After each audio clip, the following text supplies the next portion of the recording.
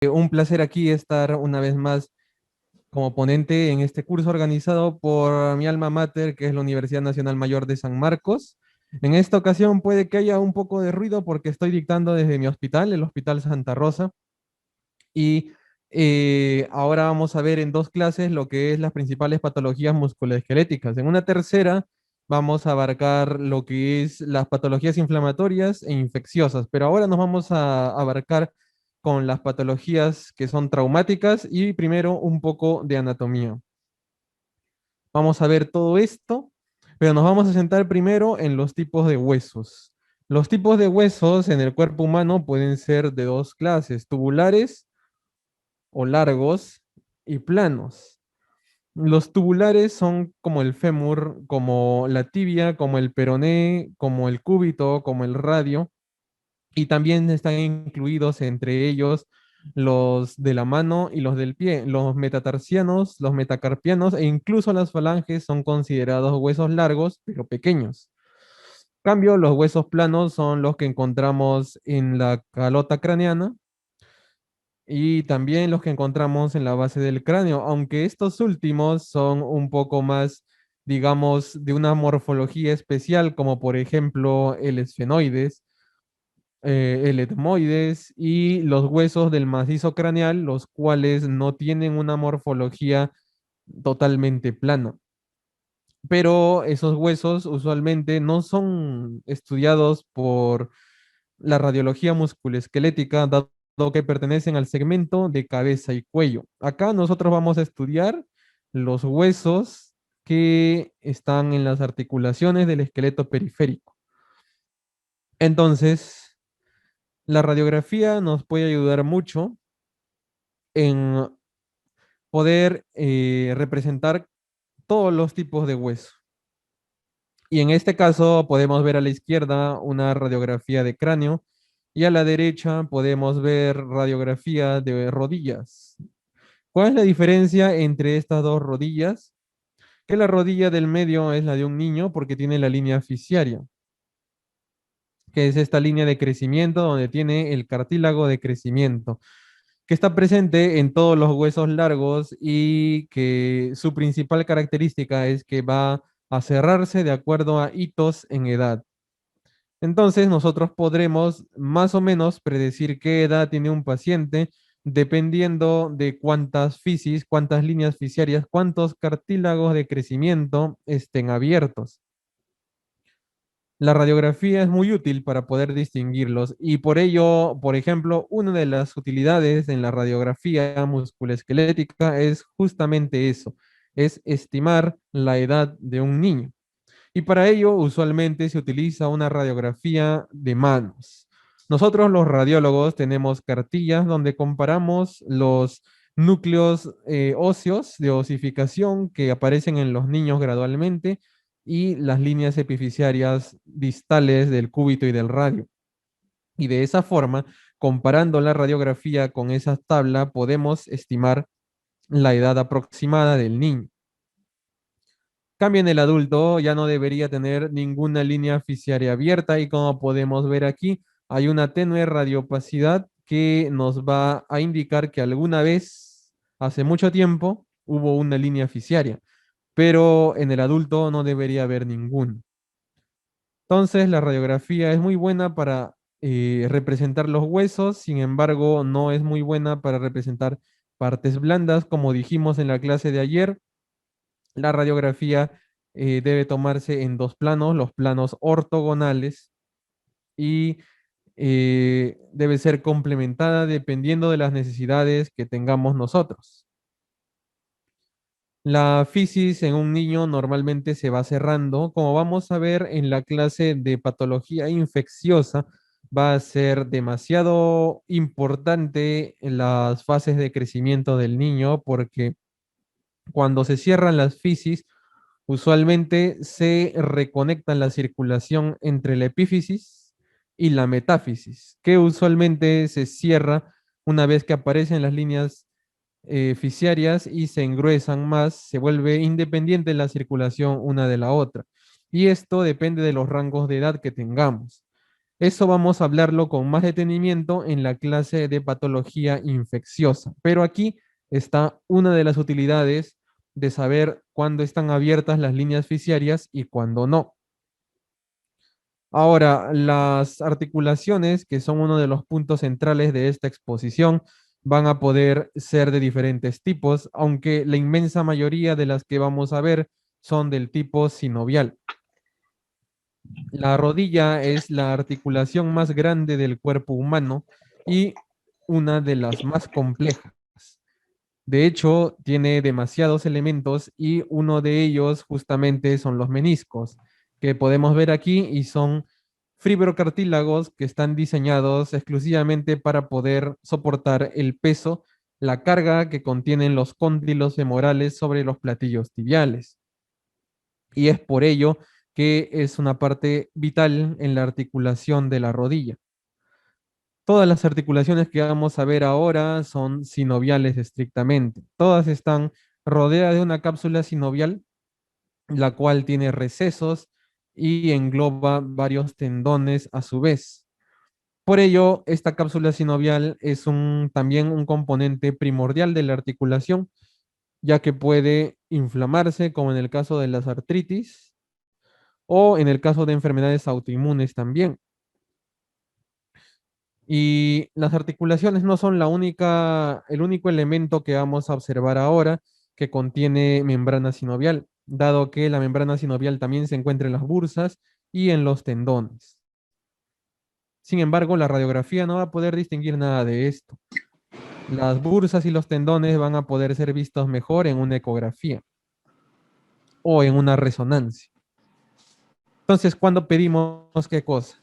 La radiografía se pide como método inicial de examen ante todo, ante sospecha de fractura, ante dolor súbito de una articulación, etcétera. Podemos ver algunas siluetas en las partes blandas adyacentes a una articulación que nos van a permitir sospechar, por ejemplo, de que hay un derrame articular o alguna afección del tipo muscular, por ejemplo, en las calcificaciones musculares distróficas, por ejemplo, en las calcificaciones tendíneas, en las calcificaciones de la cápsula sinovial, etcétera. Todo ello lo vamos a poder ver en una radiografía, sin embargo, no con mucho detalle. Y si no está calcificado, literalmente nosotros quedamos a ciegas. La tomografía no nos permite ver un poco más de detalle en las partes blandas y nos permite ver con más detalle incluso la separación entre el hueso y la cortical ósea. Y esta separación es vital para ciertas enfermedades que vamos a ver después, como los tumores óseos. Y la resonancia magnética nos permite ver mejor la médula ósea mucho más que la cortical, porque ustedes se pueden fijar aquí, la cortical es completamente negra, completamente hipointensa. Y es así en todas las secuencias, desde la secuencia más básica, Spin Echo T1, hasta la secuencia más compleja, que vendría a ser, por ejemplo, la perfusión, la difusión o el mapa ADC, todas tienen la cortical del mismo tono, hipointensa. Entonces, es muy importante por ello saber distinguir cuándo va a ser útil una resonancia. Obviamente no vamos a pedir una resonancia cuando haya sospecha de fractura. Va a haber un gran contraste entre la grasa y el músculo, cosa que no vemos aquí. La tomografía no tiene el poder de realizar ese tipo de contraste tanto como una resonancia magnética, y es por ello que las partes blandas son el territorio de la resonancia magnética. El cartílago también es territorio de la resonancia magnética, no lo vamos a ver bien en una tomografía, y los ligamentos cruzados, pues tampoco mucho. Entonces, la moraleja es que debemos saber aquí muy bien qué cosa utilizar. Estas dos, la radiografía y la tomografía, se utilizan muy bien en el ámbito de emergencia, en el ámbito de planificación quirúrgica de las fracturas, por ejemplo, pero la resonancia es mucho más sensible en los cambios de los tejidos circundantes, tejidos blandos, músculo, ligamentos. Muy bien, entonces empezamos con la articulación del hombro. La articulación del hombro es la articulación más inestable que existe en el miembro superior e incluso en el cuerpo humano. dado que la cavidad que la contiene, que es la glenoides del omóplato, pues no cubre toda la cabeza y eso es un arma de doble filo porque a pesar de darle un buen rango de movimiento, es más susceptible a las dislocaciones que cualquier otra articulación del cuerpo. Nosotros podemos observar aquí que hay una cabeza anatómica, un cuello anatómico y un cuello quirúrgico. Estos hitos, estos reparos anatómicos son muy importantes porque determinan mucho cuál va a ser el pronóstico de una fractura. Por ejemplo, eh, en la irrigación sanguínea de la cabeza humeral normalmente proviene de partes adyacentes a la cabeza, por ejemplo, las que están adyacentes a la tuberosidad mayor y a la tuberosidad menor. Y esos vasos terminan justamente en esta cabeza de acá, en esta semiesfera. Si es que se rompiera el cuello anatómico, literalmente se queda sin irrigación y empieza a morir. En cambio, si se rompiera el cuello quirúrgico, sí hay irrigación y puede llegar a unirse las partes que están rotas. Es por ello muy importante distinguir qué tipo de fractura es. También debemos recordar que hay un labrum glenoideo que muchas veces va a lesionarse sin haber otra lesión, por ejemplo, en tendones o en cabeza humeral. Acá podemos ver una radiografía de hombro izquierdo, antero-posterior, donde se observa el espacio articular, donde se observa la coracoides, que es esta de acá, y el acromion, que es lo que sobresale más lateral. También vemos la clavícula y su articulación con el acromio, ¿no? Por acá está la articulación acromio-clavicular. Y nosotros tenemos que observar en una radiografía la separación entre la cabeza del húmero y el acromion, que es muy importante. También el espacio que hay entre la glenoides y la cabeza del húmero, y a su vez la regularidad de las superficies, porque la mayoría de las fracturas normalmente no se traducen en irregularidades siempre. Muchas veces hay fracturas ocultas a las cuales debemos prestar atención. Muy bien, acá tenemos una tomografía de hombro normal y una resonancia de hombro normal. Todas las resonancias que vamos a ver ahora en esta parte anatómica van a ser resonancias en una secuencia de densidad protónica. Esta secuencia es la secuencia más usada en la resonancia magnética musculoesquelética, dado que provee un buen contraste entre la grasa y el músculo, mucho mejor que una secuencia T2 spin echo. Es por ello que se utiliza mejor la densidad protónica en este tipo de casos. Vamos a ver en la siguiente clase, que va a ser en una media hora más o menos, cuál va a ser la utilidad de la densidad protónica con respecto a la secuencia T2. Pero acá es simplemente para ilustrar cómo se puede ver la articulación en este plano. Este plano es un plano axial. Es muy diferente que la radiografía anterior y podemos observar la separación de la escápula con la cabeza del húmero, la corredera bicipital, que es donde discurre el tendón de la cabeza larga del bíceps, que va a unirse dentro de la cápsula articular con el resto de tendones y obviamente alrededor de ellos va a estar el manguito rotador, por adelante el subescapular, por arriba el supraespinoso, luego el infraespinoso y luego el redondo menor. Todo ello va a formar lo que es el manguito de los Saco este, rotadores. ¿no? Siempre en ventana ósea para poder ver hueso mejor. La ventana de partes blandas nos va a permitir ver un poco mejor el contraste entre grasa y músculo, pero no tanto. Y en la resonancia magnética, esto es un corte coronal, donde podemos observar la cabeza humeral, la línea. Esta línea no es la fisis, ojo, esta línea normalmente queda así una vez que se cierra la fisis, esto es en pacientes jóvenes, y acá podemos distinguir que la médula ósea está cambiando de intensidad, acá es más hiperintensa porque es más grasa que acá, probablemente acá haya un poco de médula ósea roja.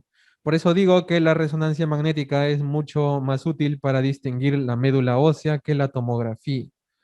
Luego podemos observar acá el acromion. Vamos a observar acá la coracoide, siempre el hueso de una cortical hipointensa. Y podemos observar también los músculos que rodean la cabeza humeral, como el deltoides, por arriba el supraespinoso, por adelante el subescapular. Y podemos ver, conforme nos vamos yendo para atrás, el infraespinoso y el redondo menor. Los tendones también se ven de un tono hipointenso, de un tono negro. Como ustedes pueden ver también, el líquido que normalmente debería verse un poco hiperintenso en la secuencia de densidad protónica, aquí no se ve mucho. ¿Por qué? Porque el líquido normalmente fisiológico es mínimo. Entonces vamos a ver un líquido laminar nada más. O por ejemplo, aquí, estas trazas de hiperintensidad son el líquido sinovial, pero que normalmente es de una cantidad muy pequeña, por ello se va a ver de esa forma. Ahora, en los recesos grasos que hay entre los tendones y el hueso, se pueden ver discurrir algunos vasos sanguíneos. Como las arterias tienen un alto flujo de sangre, se va a observar un artefacto que es un vacío de señal. Los vasos van a aparecer hipointensos por el flujo de sangre. Muy bien, pasamos a la siguiente articulación, el codo. El codo es una de las articulaciones más importantes porque nos permite distinguir varios signos radiológicos cuando se fractura.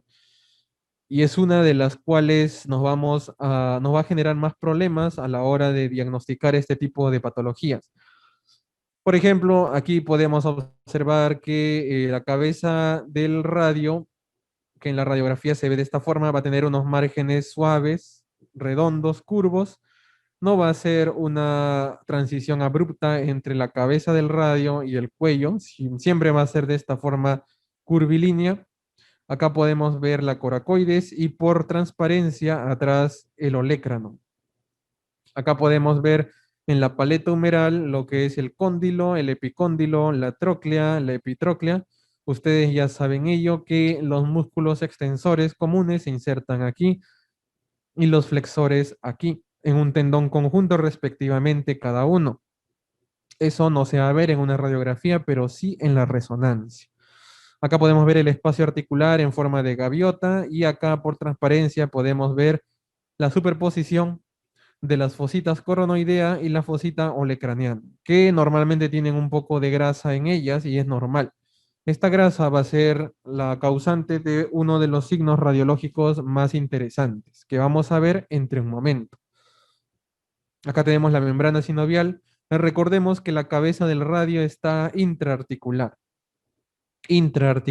así como la tróclea y el cóndilo. Muy bien, acá vemos entonces en la resonancia magnética estos elementos que ya hemos mencionado aquí. Vamos a ver la cabeza del radio, podemos ver el cúbito proximal donde vemos parte de la coronoides, vemos la fosita olecraniana, la paleta humeral, la tróclea, el cóndilo, el epicóndilo y la epitróclea. Acá se insertan los tendones extensor comunes, el tendón común de los extensores y acá el tendón común de los flexores. Y en esta tomografía podemos observar un plano sagital del codo. Este es un plano coronal. Este es un plano sagital con el codo doblado. Podemos observar en él fácilmente la fosa olecraniana y la fosa coronoidea. Vamos a observar la tróclea. Miren qué delgado es el hueso en esta parte. Aquí podemos observar el proceso coronoideo y acá podemos observar el olecrano. Todo ello va a articular de esta forma. Acá vemos la cabeza del radio junto con el cóndilo. Esto es muy importante distinguir esta forma. Ya sabemos que los biseles de la cabeza del radio son muy regulares, no es una transición abrupta, como hemos dicho, es una transición suave, curvilínea. Como se pueden ver, las partes blandas no tienen tanto contraste como en una resonancia magnética. Esto obviamente es una densidad protónica también. En la mano podemos observar también que hay numerosos huesos, los metacarpianos, las falanges proximales, las falanges intermedias y las distales, y acá podemos observar los huesos. el semilunar, el escafoides, el piramidal, el pisiforme, el grande, el ganchoso, el trapecio y el trapezoide que podemos observar aquí, junto con los espacios articulares que son de amplitud normal. Y acá quiero resaltar estas líneas de aquí que son una y dos. Estos son los arcos carpales y que siempre que estén así de esta forma definidas van a significar que los huesos del carpo están alineados. Estas dos líneas en una, dos. En realidad son tres, pero tienen que distinguir al menos estas dos. Una y dos. La alineación de los huesos del carpo es muy importante porque en traumatismos a veces no hay fracturas, pero sí hay mal alineamiento que a la larga puede traer problemas a la paciente. Muy bien, entonces acá tenemos un corte axial de la muñeca donde podemos observar los metacarpianos, que son huesos huecos, largos, entre comillas, pequeñitos. Acá podemos observar el cúbito y el radio. En este corte coronal, como pueden ver, las partes blandas no se observan muy bien, pero podemos distinguir al menos estos bultitos de acá que son los tendones flexores de los dedos que están cortados de forma transversal y acá tenemos aplanados los tendones extensores de los dedos. Como ustedes saben, los extensores tienen compartimientos que se pueden ver mucho mejor en una ecografía o en una resonancia magnética. Acá tenemos el abductor largo del pulgar, el extensor corto del pulgar, los extensores carpales radiales, largo y corto. Después tenemos el extensor corto del pulgar, los extensores comunes de los dedos y el dedo índice, el extensor del meñique y el extensor cubital del carpo. Todos esos en sus compartimientos respectivos que nosotros distinguimos usualmente en la ecografía y en la resonancia magnética. Como vamos a ver aquí, este es un corte coronal y acá podemos observar muy bien lo que son los huesos del carpo. Recuerden que todo esto es una secuencia de densidad protónica, a menos que yo les diga lo contrario. Entonces acá vemos muy bonito la alineación, el hueso grande o capitato, el trapecio, el escafoides y el semilunar junto con el piramidal. Y acá podemos observar los cartílagos que hay entre los huesos del carpo. Miren estos cartílagos de acá que son de un color un poco más hiperintenso que la cortical y el líquido sinovial que usualmente es de este tono, de esta intensidad. Se ve muy bien. Los tendones también pueden observar están bien hipointensos, son de un color negro, porque así se deben ver en todas las secuencias, de ese color. Más bien, si es que no lo vemos así, es porque hay una patología en esta parte. Muy bien, pasamos al miembro inferior, que es la pelvis, la cadera, que es una de las articulaciones más importantes desde que nacemos. Usualmente hay casos de displasia aquí que no vamos a tratar por motivos de tiempo, pero la displasia es una de las cosas que se pueden diagnosticar al recién nacido con una ecografía y cuando crece ya a los 6 meses con una radiografía. Acá aprovecho para poder hacerles ver lo que es la cavidad articular, la cabeza. Bueno, esto es una fractura, pero aprovecho que sea una proyección anteroposterior para hacerles ver las partes, ¿no? O bien la fractura que vamos a ver en la próxima clase. Y acá podemos ver el trocánter menor donde se inserta el iliopsoas y acá el trocánter mayor donde se insertan los glúteos. Por detrás se insertan, como ustedes saben, los músculos gemelos y los obturadores. Y acá podemos ver también la rama del pubis y del isquion junto con lo que es el hueso ilíaco, ¿no? Las fracturas de pelvis, de cadera, son una de las fracturas más difíciles de ver en una radiografía porque muchas veces al estar osteoporótico el hueso y no estar tan desviados los fragmentos, no se puede distinguir claramente el trazo de fractura. Acá a la izquierda podemos ver otra vez una densidad protónica de resonancia magnética donde observamos el cuello femoral, la cabeza del fémur y el macizo trocantérico, con trocánter mayor y el trocánter menor que debe aparecer por aquí después. Acá vemos muy bien la médula ósea y podemos observar las trabéculas de resistencia, las líneas de resistencia, ¿no es cierto? Ustedes saben que el hueso transmite las fuerzas de resistencia a través de su diáfisis mediante esas líneas trabeculares de la médula ósea.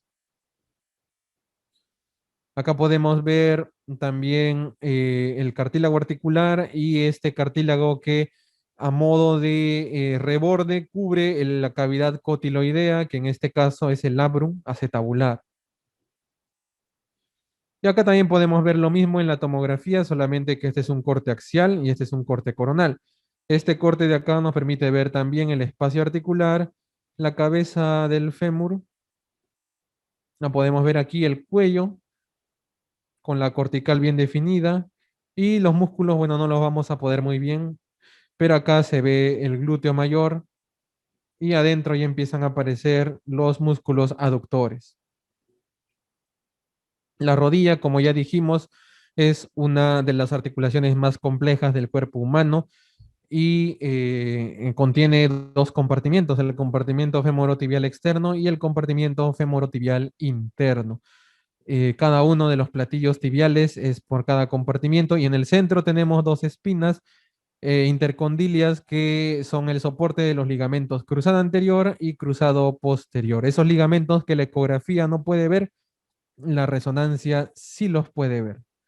Tenemos el tendón patelar o ligamento patelar con la grasa de Hoffa, que es una almohadilla que impide que haya un roce entre el ligamento y el platillo tibial. Acá tenemos el peroné con el ligamento colateral lateral. En el ligamento colateral medial está simplemente entre el cóndilo medial y el platillo tibial medial, al otro lado.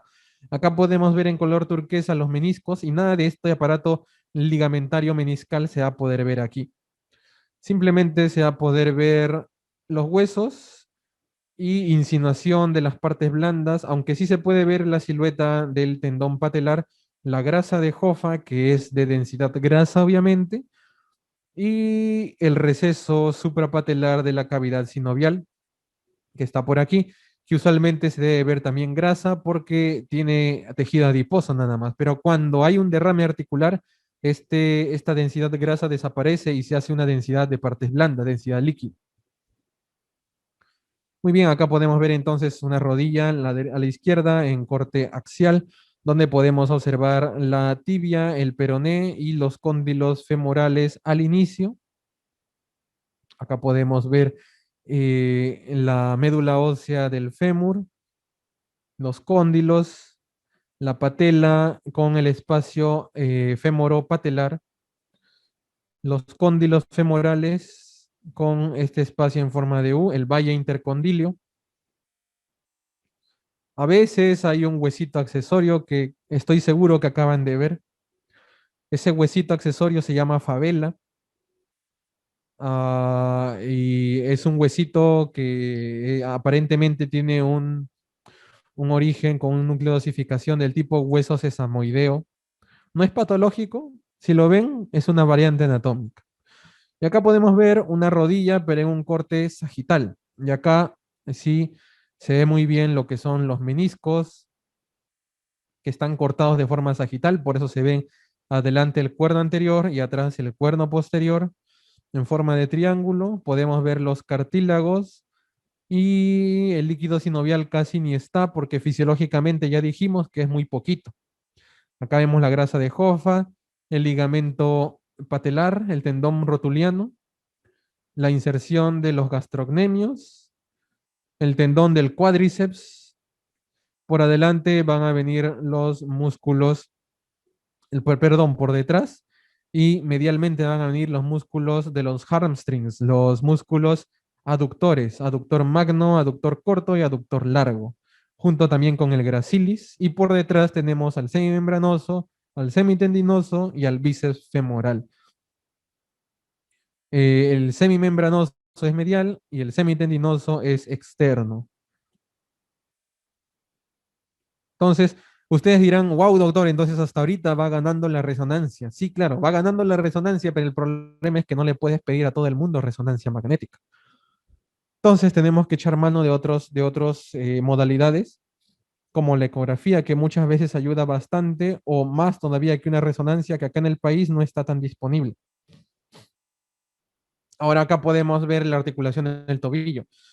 En el tobillo podemos observar que también tiene un aparato ligamentario y aquí podemos ver que tiene núcleos de osificación en un niño. Estas no son fracturas, es núcleos de osificación en un niño, que acá están claramente representadas las fisis.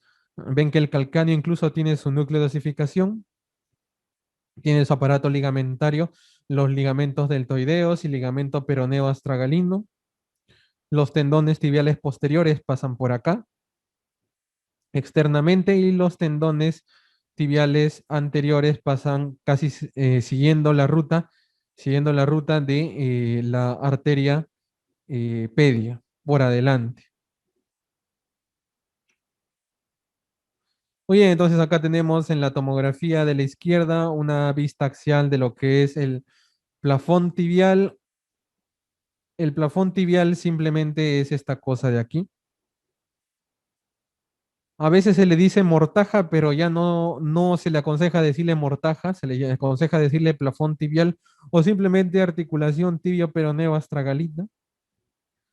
Bueno, acá podemos ver eso en un corte axial, tibia-peroné, y acá podemos ver cómo ya empieza a aparecer el astrágalo, que es un hueso muy resistente, y el calcáneo, que es inmediatamente después de este, con los huesos del tarso, ¿no? Cuboides y las cuñas junto con el navicular.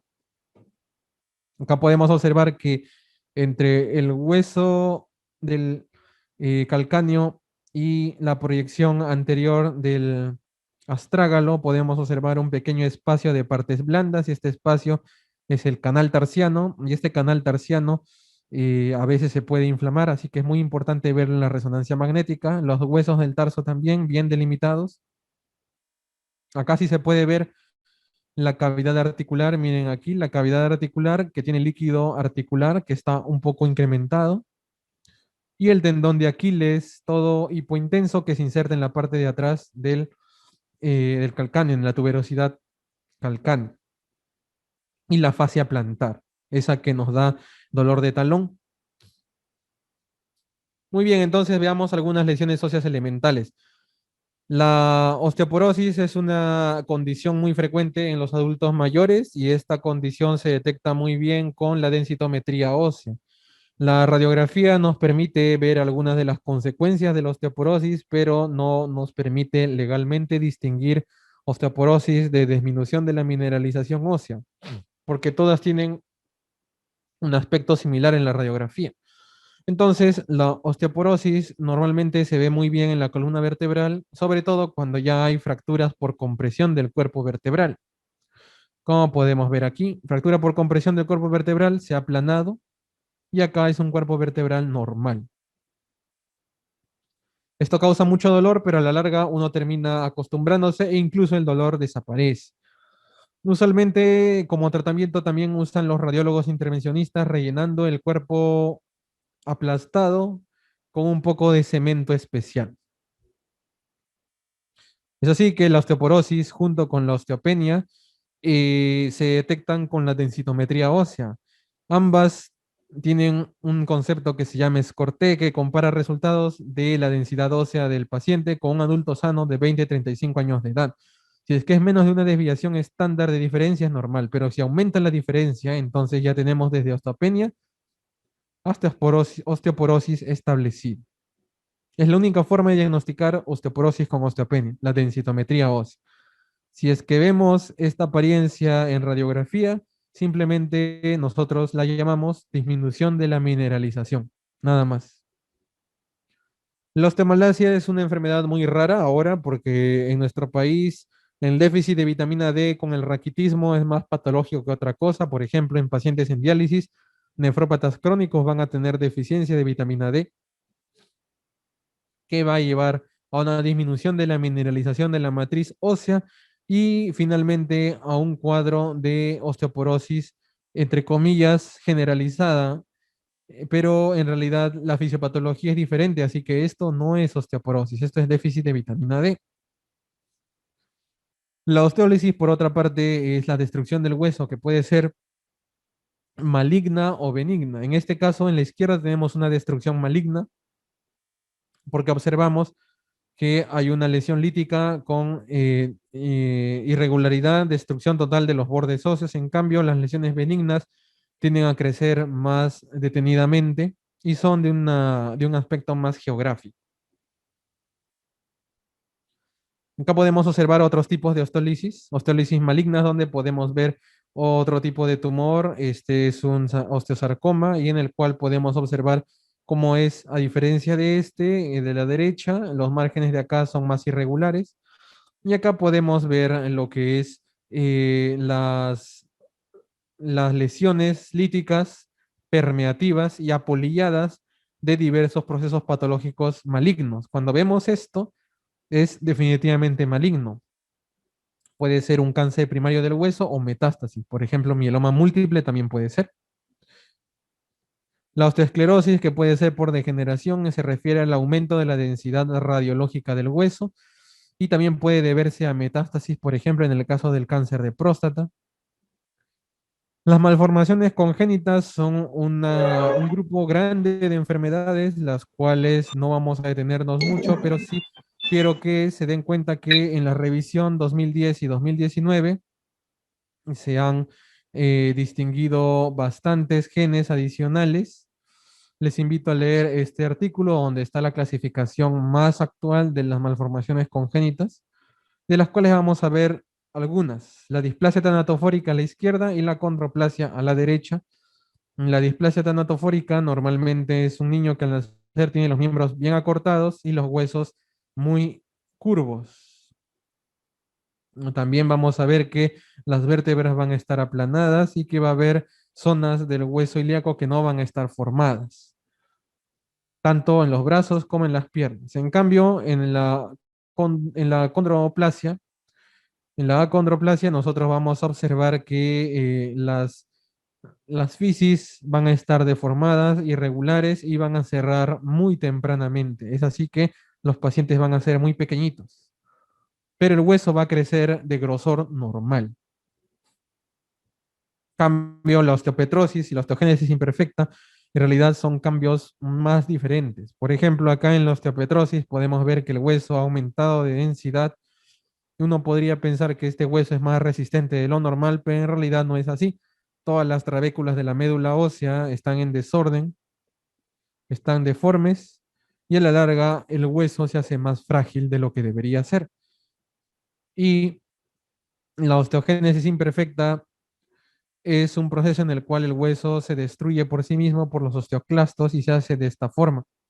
Parece un hueso prácticamente sin calcio.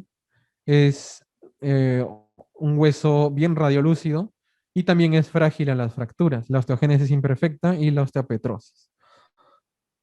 Entonces, para esta primera clase recomiendo la lectura de estos dos libros, sobre todo el de la izquierda, por si quieren aprender más del aparato musculoesquelético en radiología, y el de la derecha para ver rayos X con mayor detenimiento.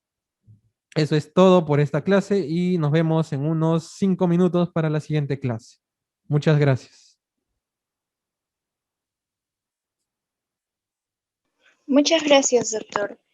Chicos, pueden escribir en el chat o prender su micrófono para cualquier duda o consulta con el doctor. Como mencionó, 5 minutos de descanso.